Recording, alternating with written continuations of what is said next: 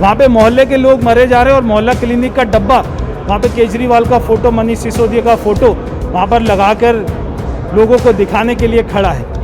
दिल्ली के मुख्यमंत्री वैक्सीनेशन पर लड़ाई लड़ रहे हैं कि वैक्सीनेशन बाहर क्यों भेजी जा रही है। ये सारे वही लोग हैं जब वैक्सीनेशन लगना शुरू हुआ था तब देश की जनता को गुमराह कर रहे थे कि वैक्सीनेशन ये अभी लगाना ठीक नहीं है, ये वैक्सीनेशन में कमी है। और जब वैक्सीनेशन लगना शुरू हुआ तब ये सारे अपनी कमीज उतार कर और सारी लाइनों को तोड़कर वहाँ पर सबसे पहले वैक्सीन लगाने के लिए खड़े हो गए।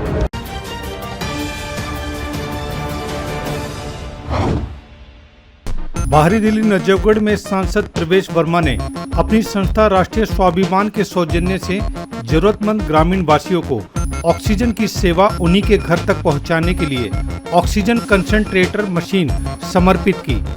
एमसीडी ऑफिस नजफगढ़ में उन्होंने भाजपा कार्यकर्ताओं के माध्यम से प्रत्येक गांव में एक प्रतिनिधि को ऑक्सीजन कंसंट्रेटर मशीन को सौंप दिया। इस दौरान उन्होंने केजरीवाल सरकार की निष्क्रियता का भी उल्लेख किया।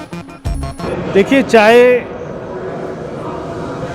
ऑक्सीजन की बात हो, चाहे टैंकर की बात हो, चाहे सिलेंडर की बात हो, चाहे वेंटिलेटर की बात हो, कोई भी सुविधा हो, हर सुविधा को दिल्ली में भारत सरकार ने पहुंचाया। दिल्ली सरकार या तो कर नहीं पाई या उसने इतना लेट किया कि आज उसकी ज़रूरत नहीं है।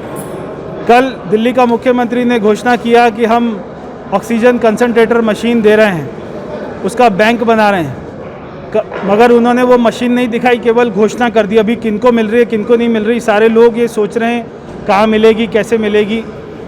और केवल 400-500 मशीन पूरे दिल्ली के लिए 2 करोड़ लोगों के लिए वो लेके आए, उससे क्या होने वाला है। हमने तो 20 दिन पहले ही, मेरी संस्था राष्ट्रीय स्वाभिमान ने, हमने 8 सेंटर बना दिए, हमने 50 टीमें बना दी, आज हमने एक गाँव में दे दी। हमने 400 से ज़्यादा मशीनें तो अपने लोगों को, कार्यकर्ताओं द्वारा लोगों के घरों में पहुंचा दी। और आज से नहीं, 20 दिन से सबसे पहले हमने हमारे केंद्र बनाए, सबसे पहले हमने N95 2 लाख मास्क अपने लोगों को, क्षेत्र की जनता में बांटने का काम किया। तो ये सारे काम हमारी संस्था बिना किसी सरकारी मदद से, बिना किसी सरकारी फंड से, बिना कोई MP फंड से, हमारी संस्था राष्ट्रीय स्वाभिमान ने अपने सारे दम पर इस काम को खड़ा किया। हमारे पार्टी के कार्यकर्ताओं ने हमारा इसमें सहयोग किया। आज यही कार्यकर्ता अपने लोगों के घर में जाकर अपनी जान को जोखिम में डालकर अपने घर से बाहर निकलकर लोगों की सेवा के लिए खड़े हैं। तो ये एक बहुत ही सराहनीय बात है। दिल्ली के मुख्यमंत्री वैक्सीनेशन पर लड़ाई लड़ रहे हैं कि वैक्सीनेशन बाहर क्यों भेजी जा रही है। ये सारे वही लोग हैं जब वैक्सीनेशन लगना शुरू हुआ था तब देश की जनता को गुमराह कर रहे थे कि वैक्सीनेशन ये अभी लगाना ठीक नहीं है, ये वैक्सीनेशन में कमी है। और जब वैक्सीनेशन लगना शुरू हुआ तब ये सारे अपनी कमीज उतार कर और सारी लाइनों को तोड़कर वहाँ पर सबसे पहले वैक्सीन लगाने के लिए खड़े हो गए। तो आज क्योंकि 45 से ज़्यादा उम्र को जो वैक्सीन लगाने का काम है वो भारत सरकार का है, जो 18 से 45 का वैक्सीन लगाने का काम है वो दिल्ली सरकार का है। तो जब दिल्ली सरकार को वैक्सीन लगाने की बारी आई तो ये शोर मचाने लग गए। जब इनको ऑक्सीजन सारे अस्पतालों में देने की बात आई तो ये शोर मचाने लग गए। जब इनके अस्पताल व्यवस्था पर सवाल खड़े हुए तो ये चिल्लाने लग गए। मगर दूसरी तरफ दिल्ली में, देश में सबसे ज़्यादा ऑक्सीजन हमारे प्रधानमंत्री मोदी जी ने दी।